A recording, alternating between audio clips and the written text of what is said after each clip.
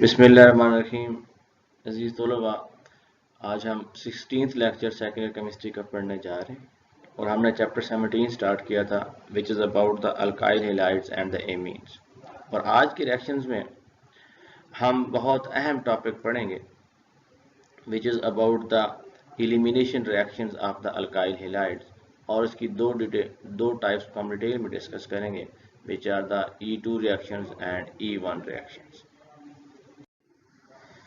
तो अगर हम अल्काइल हैलाइड की रिएक्शंस की बात करें तो हमने पिछले लेक्चर में पढ़ा था कि alkyl halide show substitution reactions.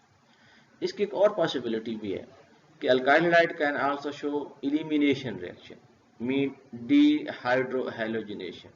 तो वो जो कार्बन जो हैलोजेंस के साथ अटैच है इसको बोलते हैं अल्फा कार्बन, और साथ वाले कार्बन को बोलते हैं बीटा कार्बन, और इस बीटा कार्बन के साथ जो हाइड्रोजन अटैच है that is called as beta hydrogen. तो डीहाइड्रोहैलोजिनेशन के removal of hydrogen and halogen, अगर ये दो रिमूव कर दिए जाएं तो कार्बन कार्बन में डबल बॉन्ड आ जाएगा and this is called elimination, और हमें अल्कीन हासिल होगी।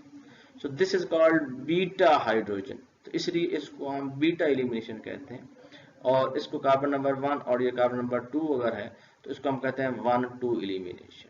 तो अल्काइल हैलाइड दो किस्म के रिएक्शन शो कर सकता है, substitution reactions as well as elimination reaction, और एलिमिनेशन रिएक्शंस के लिए बीटा हाइड्रोजन का होना जरूरी है, that's why it is called as beta elimination. For example, ये रिएक्शन हमारे पास दिया हुआ है, ये अल्काइल हैलाइड है और अल्काइल हैलाइड में अटैक ऑफ दिस न्यूक्लियोफाइल, यहाँ दो पॉसिबिलिटीज हैं कि जो न्यूक्लियोफाइल है अगर ये बीटा हाइड्रोजन को पिक कर ले और यहाँ से हाइड्रोजन रिमूव कर जाए, we will get the eliminator product.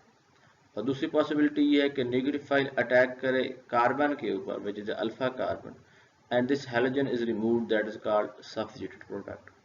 तो ये डिपेंड करेगा इस न्यूक्लियोफाइल के ऊपर, अगर यहाँ से ये बीटा हाइड्रोजन को पिकअप करे तो इस केस में हम कहेंगे कि ये बेस का काम कर रहा है, और जब ये न्यूक्लियोफाइल इस कार्बन पर अटैक कर रहा है जो अल्फा कार्बन है तो हम कहते हैं कि now it is acting as a nucleophile. तो अगर स्ट्रॉन्ग बेस होगा तो strong base will pick up the hydrogen और हमारे पास ज्यादातर एलिमिनेशन प्रोडक्ट हासिल होती है। तो इसी तरह एलिमिनेशन के रिएक्शंस की दो टाइप्स हो सकती हैं on the basis of the mechanism, कि ये रिमूवल ऑफ बीटा हाइड्रोजन और हैलोजन क्या ये एक स्टेप में हो रहा है या दो स्टेप में हो रहा है। तो इसलिए जिस तरह हमारे पास SN1 रिएक्शन और SN2 रिएक्शन थे, इस तरह दैट इज E1 रिएक्शन और E2 रिएक्शन। तो E1 रिएक्शन को हम कहते हैं यूनिमॉलिक्यूलर और E2 को हम कहते हैं बायमॉलिक्यूलर एलिमिनेशन। तो हम इनको अब डिटेल में पढ़ेंगे। तो सबसे पहले बात करते हैं E2 mechanism, this is similar to the SN2। जैसे SN2 हमने कहा था ये सिंगल स्टेप प्रोसेस है कि attack of nucleophile and removal of living group that takes place in a single step. Similarly, this is the removal of proton and removal of this leaving group, both takes place simultaneously. So it is bimolecular one step elimination कि beta hydrogen का remove होना और halogen का remove होना both takes place in one step। तो ये जैसे जो बेस है ये यहाँ से बीटा हाइड्रोजन को पिक करेगा और ये बॉन्ड यहाँ पर शिफ्ट होगा, mean carbon carbon double bond बनने जा रहा है और this leaving group is going to leave. तो ये सारे एक ही स्टेप में होंगे, जैसे ये इसकी ट्रांजिशन स्टेट है। तो डॉटेड लाइन शो कर रहा है कि ये यहाँ पे एक नया बॉन्ड बनने जा रहा है, ये डॉटेड लाइन शो कर रहा है कि ये बॉन्ड ब्रेक हो रहा है, ये डॉटेड लाइन शो कर रहा है कि यहाँ पे बॉन्ड मेक हो रहा है, और ये डॉटेड लाइन शो कर रहा है कि बॉन्ड ब्रेक हो रहा है। दिस इज ट्रांजिशन स्टेट और वी गेट द अल्कीन। तो जिस तरह हमारे पास SN2 रिएक्शन के कुछ काइनेटिक्स कुछ एविडेंसेस थे, इस तरह इसके भी कुछ एविडेंसेस हैं। क्योंकि ये सिंगल स्टेप है तो अगर मैं इसके रेट की बात करूं तो इसका जो रेट ऑफ रिएक्शन होगा that will be equal to K constant, rate constant, into the concentration of alkyl halide and the concentration of the base. तो इसका जो ऑर्डर होगा that will be second order, और हमें पता है कि इसमें दो मॉलिक्यूल इन्वॉल्व है, that's why it is called as biomolecular. तो इसकी मॉलिक्यूलरिटी 2 है। अब आ जाते हैं E1 मैकेनिज्म की तरफ। तो E1 मैकेनिज्म जो है दैट इज यूनिमॉलिक्यूलर और इसमें दो स्टेप प्रोसेस है, जैसे SN1 में था कि सबसे पहले जो लीविंग ग्रुप है वो लीव करता है और लीव ग्रुप करने के बाद हमारे पास कार्बोकेटाइन हासिल होता है, जिसको हम कार्बोनियम आयन कहते हैं। और अगला स्टेप में जो है वो बेस जो है वो बीटा हाइड्रोजन को पिक करेगा and we get the alkene. तो इसमें भी हम अगर बात करें रेट ऑफ रिएक्शन की बात करें तो जो पहला स्टेप होता है वो स्लो स्टेप है, इसलिए जो रेट है it depends on the concentration of the alkyl halide only and this is unimolecular. तो ये हमारे पास रेट ऑफ रिएक्शन आ गया कि rate equal to K constant and the concentration of the alkyl halide. So we get the that depends on the concentration of the only alkyl halide. तो हम कहते हैं कि हमारे पास ये यूनिमॉलिक्यूलर है। तो यहाँ पर कुछ एविडेंसेस भी हैं और एक से ज्यादा प्रोडक्ट का बनना, एलिमिनेशन प्रोडक्ट का बनना भी शो करता है कि there is a formation of the carbocation. तो फॉर एग्जाम्पल ये एक है हमारे पास अल्काइल हैलाइड। तो फर्स्ट स्टेप पे हमारे पास क्या होता है कि ये लीविंग ग्रुप लीव कर रहे हैं and we get this carbocation. So this is secondary carbocation और हमें मालूम है कि जो टर्शियरी कार्बोकेटाइन है वो ज़्यादा स्टेबल होता है देन सेकेंडरी कार्बोकेटाइन। तो अगले स्टेप पे ये जो अल्काइल ग्रुप है it is migrated from this carbon to this carbon and is called as the rearrangement. तो यहाँ से जो मीथाइल है ये शिफ्ट हो गया दिस कार्बन से इस कार्बन की तरफ, तो इस कार्बन के ऊपर पॉजिटिव चार्ज आ गया। No this is tertiary carbocation और अब जो है वो बेस जो है वो वहां से बीटा हाइड्रोजन पे कर लेती है and we get the alkene. So the presence of carbonium ion as an intermediate has been indicated by the presence of more than one kind of elimination products. A relatively less stable carbonium ion rearranges to give stable carbonium before giving the elimination product. So during elimination there is some rearrangement. तो जो less stable carbonium ion है हम उससे more stable carbonium ion की तरफ move करते हैं। तो इस तरह एलिमिनेशन की हमने दो टाइप्स डिस्कस की कि E1 हो सकती है, E2 हो सकती है। सब्स्टिट्यूशन की हमने दो टाइप्स डिस्कस की कि SN1 हो सकता है और SN2 हो सकता है। तो इन दोनों में कंपटीशन है कि अगर हमारे पास अगर एक अल्काइल हैलाइड हो तो ये दोनों प्रोडक्ट दे सकता है, एलिमिनेशन प्रोडक्ट भी दे सकता है, सब्स्टिट्यूशन प्रोडक्ट भी दे सकता है। तो हम कहते हैं there is a competition substitution versus elimination reaction. तो हम आज ये बात करेंगे कि कौन से ऐसे फैक्टर्स हैं जिसकी बेस के ऊपर हमें सब्स्टिट्यूशन प्रोडक्ट ज़्यादा हासिल होगी या एलिमिनेशन प्रोडक्ट ज़्यादा हासिल होती है। तो जनरली हमारे पास हम बात करते हैं कि substitution is more favourable as compared to the elimination. Substitution is more favorable energetically, so it is dominant reaction in the substitution elimination reaction. लेकिन एक और बात ये भी है कि एलिमिनेशन के लिए हमारे पास बीटा हाइड्रोजन का होना बहुत ज़रूरी है, क्योंकि बीटा हाइड्रोजन नहीं होगा तो फिर एलिमिनेशन नहीं हो सकेगा। तो अभी हम कुछ फैक्टर्स पढ़ेंगे जो ये एक्सप्लेन करेंगे कि किन केसेस में एलिमिनेशन ज़्यादा फेवरेबल है और किन केसेस में सब्स्टिट्यूशन रिएक्शन ज़्यादा फेवरेबल है। तो पहला हमारे पास जो फैक्टर है that is structure of the substrate. Crowding within the substrate favours elimination over substitution because approach of the nucleophile to the alpha carbon is difficult for substitution. तो अगर हमारे पास क्राउडिंग होगी तो जाहिर है जब क्राउडिंग का मतलब ये है कि टर्शरी हमारे पास कोई अल्काइल हैलाइड है तो जाहिर है हमारे पास बीटा हाइड्रोजन आसानी से अवेलेबल होगा, और चूंकि बीटा हाइड्रोजन अवेलेबल होगा तो यहाँ पे ज़्यादा चांसेस है कि हमारे पास एलिमिनेशन प्रोडक्ट है।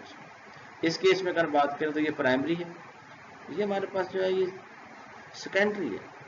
इस केस में अगर आप गौर करें तो यहाँ पे सोडियम एथोक्साइड हमने यूज़ किया, तो यहाँ पर सब्स्टिट्यूशन प्रोडक्ट 88% है और एलिमिनेशन प्रोडक्ट 12%। और अगर हम यहाँ पर ये सबस्ट्रेट चेंज कर रहे हैं और वही हम बेस यूज कर रहे हैं तो यहाँ पर एलिमिनेशन हमारे पास 61% हासिल हो गई।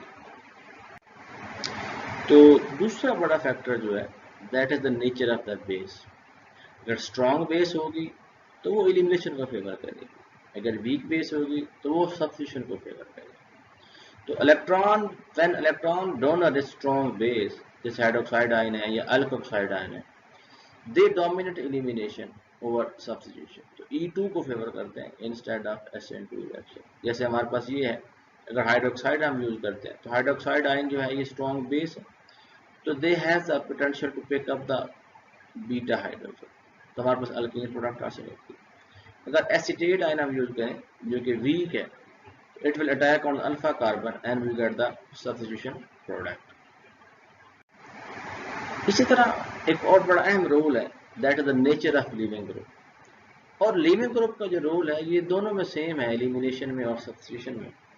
और ख़ास तौर पे जो टू स्टेप प्रोसेस है जैसे E1 है और SN1 है, उसमें लिविंग ग्रुप का रोल नहीं है। क्यों नहीं है? क्योंकि पहले स्टेप में लिविंग ग्रुप लीव कर जाता है, हमें मालूम है। तो इसलिए रिएक्शंस में उसका जो लिविंग ग्रुप का है उतना ज़्यादा रोल नहीं है। लेकिन बायोमोलिकुलर रिएक्शंस में nature of the product greatly depend on the nature of the leaving group. अगर गुड लिविंग ग्रुप होगा तो हमारे पास सब्स्टिट्यूशन प्रोडक्ट ज़्यादा हासिल होता है। जैसे ये ब्रोमीन, अगर यहाँ पर ब्रोमाइड लगा हुआ और ये पोटाशियम ट्रिब्यूट ऑक्साइड हमने यूज किया है ट्रिब्यूटाइल अल्कोहल में, तो हमारे पास अगर ब्रोमाइड आयन है, यहाँ पे एक्स का Br लगा हुआ, तो ये हमारे पास इतना गुड लिविंग ग्रुप नहीं जितना ये टोसिलेट आयन। तो टोसिलेट आयन जो है ये ओटिस ग्रुप, ये स्ट्रॉन्ग लिविंग ग्रुप है। इसलिए हम कहते हैं कि अगर ये हमारे पास लिविंग ग्रुप होगा तो हमारे पास 99 प्रोडक्ट सफिशिएंट की हासिल होगा।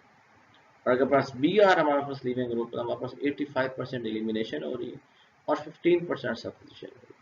इसलिए जो लिविंग ग्रुप का रोल है वो SN2 और E2 रिएक्शन में बड़ा इंपॉर्टेंट। अगली बड़ी अहम बात, सॉल्वेंट की नेचर। एक ही रिएक्शन है, अल्काइल हैलाइड दोनों। इस केस में हम सोडियम हाइड्रोक्साइड यूज कर रहे हैं एक्वस, और इस केस में हम सोडियम हाइड्रोक्साइड यूज कर रहे हैं अल्कोहलिक। तो बजाय सोडियम हाइड्रोक्साइड की जगह हम QH भी यूज कर सकते हैं, पोटाशियम हाइड्रोक्साइड। तो अगर एक्वस पोटाशियम हाइड्रोक्साइड या sodium hydroxide we get the substitution product. अगर हम यही अल्कोहलिक KOH ले लें या सोडियम हाइड्रोक्साइड ले लें, we get the elimination product. तो यहाँ पे से सॉल्वेंट का फर्क है। So elimination is favoured more than substitution by decreasing the solvent polarity.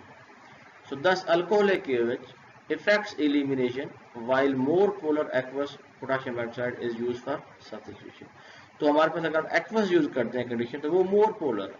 तो मोर पोलर केसेस में हमारे पास ज्यादातर सब्स्टिट्यूशन हासिल होती है as compare to the elimination. So E1 is favored by polar solvents like SN1. In non-polar solvents, the reaction will follow E2 mechanism. तो हमारे पास जो है अगर एक्वस कंडीशन होंगी तो हमारे पास हासिल होती है सब्स्टिट्यूशन। अगर हम वही अल्कोहल यूज कर रहे हैं तो हमारे पास एलिमिनेशन प्रोडक्ट हासिल होता है। और आखिरी हमारे पास जो पॉइंट है that is effect of temperature. तो टेम्परेचर चेंज करने से भी प्रोडक्ट की रेशियो चेंज हो सकती है। So increase in temperature will favor elimination more than substitution because substitution reaction involve less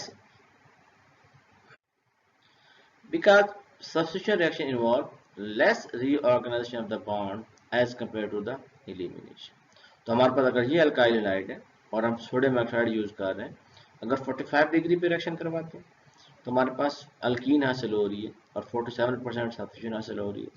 अगर हम यही रिएक्शन 100 पे करवा दें तो अल्कीन की रेशियो बढ़ रही है। तो टेम्परेचर बढ़ाने से मकसरन बात यह है कि टेम्परेचर बढ़ाने से एलिमिनेशन फेवर हो रही है एज कम्पेयर टू सब्स्टिट्यूशन। क्योंकि सब्स्टिट्यूशन जो होती है हमने बात की कि वो लो टेम्परेचर पे भी हो सकती है because it involves less reorganisation of the bonds. तो अगर हम आज के रिएक्शन की समरी की बात करें तो आज हमने बड़ा अहम रिएक्शन डिस्कस की है अल्काइल हैलाइड्स का, which is the elimination reaction. और एलिमिनेशन को हम बीटा एलिमिनेशन भी कहते हैं because there is the removal of hydrogen from the beta carbon. और इस एलिमिनेशन के दो वेज हो सकते हैं, सिंगल स्टेप और टू स्टेप। इसलिए हम इसको E1 मैकेनिज्म कहते हैं या E2 मैकेनिज्म कहते हैं। और एंड पे हमने डिस्कस किया कि there is a competition between substitution as well as the elimination. तो हम फॉलो कर सकते हैं, हम डिसाइड कर सकते हैं कि किन फैक्टर्स के ऊपर ये एलिमिनेशन फेवर करेगी सब्स्टिट्यूशन पे एंड वाइस वर्सा। अगर आपको क्वेश्चन हो तो आप हमें सेंड करें, हम डिस्कस कर सकते हैं कमेंट बॉक्स में। थैंक्स।